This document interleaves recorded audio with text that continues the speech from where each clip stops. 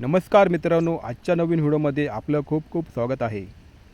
आपल्या राजगुरुनगर शहरातील लोक डुम्या डोंगरावर फिरण्यासाठी येत असतात, पण त्यातील बऱ्याच लोकांना माहिती नाही की डोंगराच्या खालील बाजूस एक सुंदर असा झरा वाहतोय।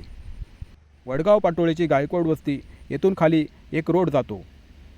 त्या रोडने पुढे गेल्यानंतर आपण एका वेगळ्या जगात प्रवेश करतो।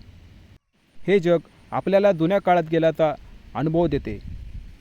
पक्ष्यांचा आवाज, हवेचा आवाज, स्वच्छ आणि सुंदर हवा, ह्या गोष्टी आपले मन प्रसन्न करतात।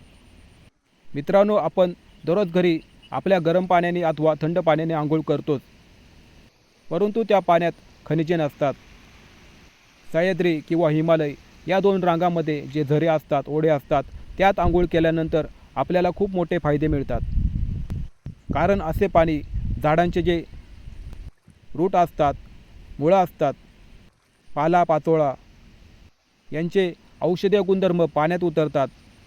तसेच मातीतील खडकातील सुद्धा गुणधर्म पाण्यात उतरतात आणि अशा पाण्याने आंघोळ केल्यानंतर आपल्याला खूप असे फायदे मिळून जातात। आपण पाहिले असेल की आपण ज्यावेळी सकाळी उठतो त्यावेळी आपण थकलेलो असतो, पण जेव्हा आपण आंघोळ करतो त्यावेळी आपल्या मनातील थकवा पूर्णपणे निघून जाऊन आपण प्रसन्न होऊन जातो।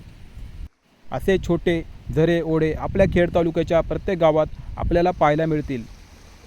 हा छोटासा झरा आपल्या राजगुरुनगर शहराजवळच असल्यामुळे येथे मी कधीतरी फिरायला येत असतो। ह्या झऱ्याचा उगम हा वडगाव पाटोळे गावातील वरच्या बाजूला ठाकरवाडी येथे असलेल्या तलावातून होतो।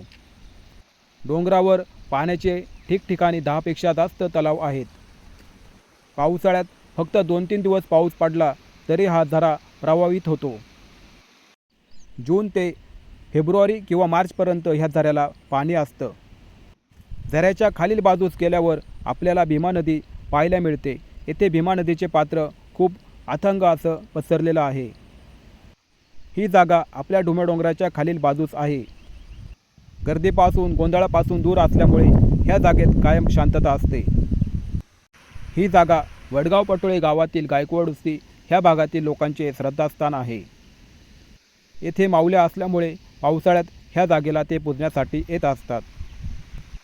ह्या झऱ्याची लांबी अंदाजे 4 ते 5 किलोमीटर आहे। ह्या जागी झऱ्याचा संगम भीमा नदीला होतो। ही जागा आवडली असेल तर एक दिवस आवर्जून ह्या जागेला आपण भेट देऊ शकता।